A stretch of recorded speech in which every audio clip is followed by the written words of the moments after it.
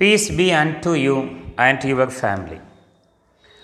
11th Chemistry, Unit 2, Quantum Mechanical Model of Atom. In this we are going to discuss about important questions from question number 26 to 33. Question number 26 is, which quantum number reveal information about the shape, energy, orientation and size of orbital?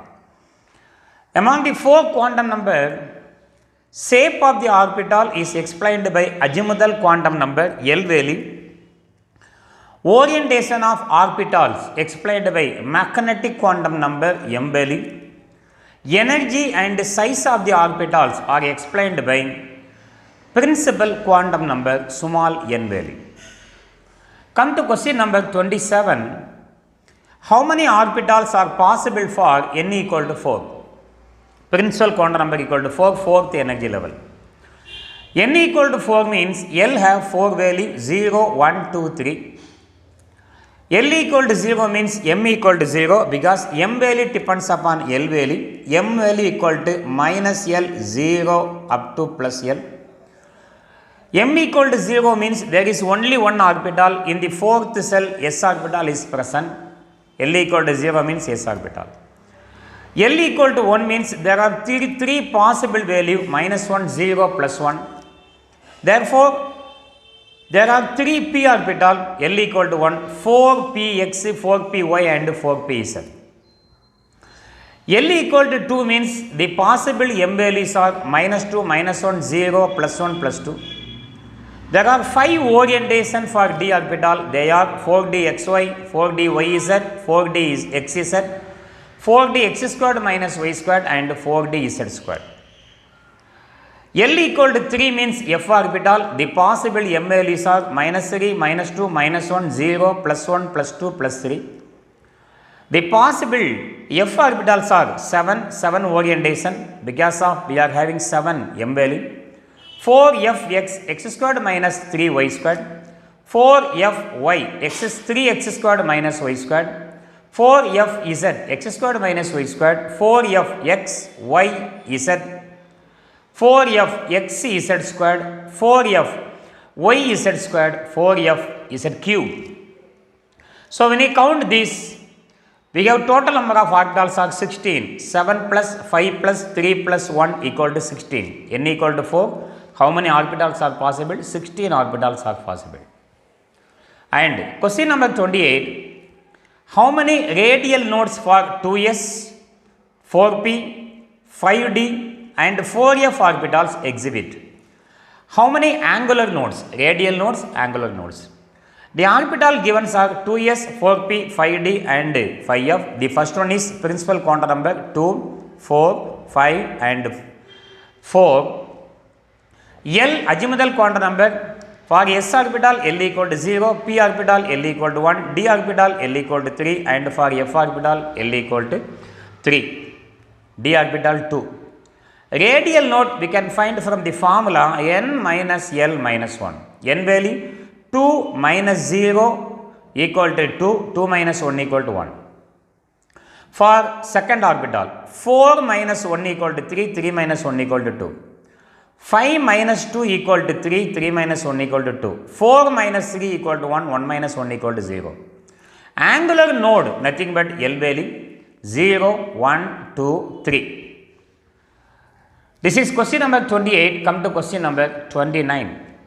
The stabilization of a half-filled d orbitals is much more pronounced than that of p orbital. Why? Symmetry. The half-filled d orbitals are more symmetrical than partially filled orbital and this symmetry leads to greater stability. The second point is exchange energy. If two or more electrons with the same spin are present in degenerate orbital. Degenerate orbital means orbitals having same energy. Orbitals having same energy. That is a degenerate orbital. There is a possibility for exchanging their position. Their positions. During exchange process, the energy is released and the released energy is called exchange energy. If more number of exchanges are possible, more exchange energy is released. More number of exchanges are possible only in the case of half-filled and fully filled configuration. Now, this is D5 electronic configuration. Next one is P3 half-filled electronic configuration D5.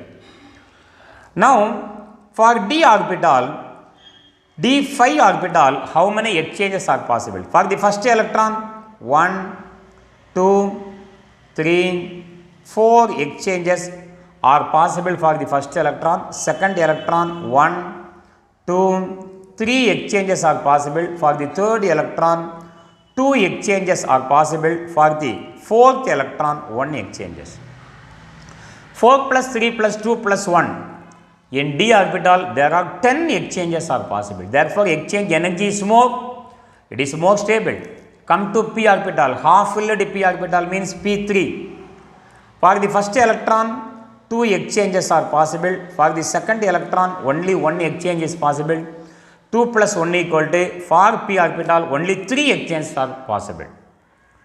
Therefore, the half-filled electronic configurations are more stable than partially filled electronic configuration. Question number 30.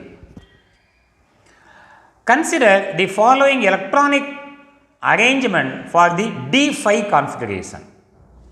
This is D5, D5, D5. Which of these represent the ground state and which configuration has maximum exchange energy? Remember, filling of this orbital and these orbitals are wrong. So, according to Hund's rule, first we have to fill unpaired electron 1, 2, 3, 4, 5. After that only pairing takes place. According to Hund's rule, this filling of electron is incorrect. Here also, here vacant orbital is present but the electrons are paired here. Incorrect electronic configuration. We have to fill the electron like 1, 2, 3, 4, 5. After all the orbital containing 1 electron in each, the electron is paired with the first electron. D5, all these are D5. Here half-filled electronic configuration, 5 electrons are present. Ground state electronic configuration is, this is D5. Maximum exchange energy is given by this D5 electronic configuration. There are 10 exchanges are possible for D5 electronic configuration. So, maximum exchange energy is for D5. Come to question number 31. State and explain Pauli exclusion principle. Pauli exclusion principle states that no 2 electrons in an atom can have the same set of values of all 4 quantum numbers. Helium atomic number 2 electronic configuration 1s2. 1s orbital containing 2 electrons. When we write in box form, s orbital has only one orientation. Therefore, there is only one compartment for 1s orbital. It has 2 electrons in s orbital, 1 electron, another electron like this. For the first electron, n value equal to 1, s orbital, L value equal to 0. If L value equal to 0, m value equal to 0. The first electron has plus half clockwise spin. The second electron, n value equal to 1. For s orbital, L equal to 0. If L equal to 0, m equal to 0. For the second electron, s value is minus half. First electron plus half, second electron minus half. So, no 2 electrons in an atom can have the same set of values for all the quantum number. They change in the spin quantum number. One electron spin in clockwise direction, another electron spin in anti-clockwise direction. Come to question number 32. Define orbital. What are the n and l values for 3px and 4d x squared minus y squared electron? Orbital is a 3-dimensional space in which the probability of finding the electron is maximum is called orbital. For the orbital 3px, n value equal to 3, for p orbital l value equal to 1. For 4d x squared minus y squared, n value equal to 4, for d orbital l value equal to 2. Come to the important question. Explain briefly the time independent Schrodinger wave equation. Erwin Schrodinger expressed the wave nature of electron in terms of a differential equation. This equation determines the change of wave function in space depending on the field of force in which the electron moves. The time independent Schrodinger equation can be expressed as h cap psi equal to E psi, where h cap is called Hamiltonian operator, psi is the wave function and is a function of position coordinates of the particle and is denoted as psi x, y, z, and E is the energy of the system. The Hamiltonian operator is given as minus h square divided by 8 pi squared m into dou squared by dou x squared plus dou squared by dou y squared plus dou squared by dou z squared plus v. On substituting Hamiltonian operator in the first equation, minus h square divided by 8 pi squared m into dou squared psi by dou x squared, dou squared psi by dou y squared plus dou squared psi by dou z squared plus v into psi equal to E psi. Multiply by minus the reciprocal quantity of this minus 8 pi squared m divided by h squared and rearranging dou squared psi by dou x squared, dou squared psi by dou y squared, dou squared psi by dou z squared plus 8 pi squared m divided by h squared E minus v into psi equal to 0. The above Schrodinger wave equation does not contain time as a variable and is referred to as time independent Schrodinger wave equation. So, in this we have discussed from question number 26 to question number 33. In the incoming video, we continue these important questions from Unit 2. Thank you for watching. If you like, please subscribe. Thank you very much.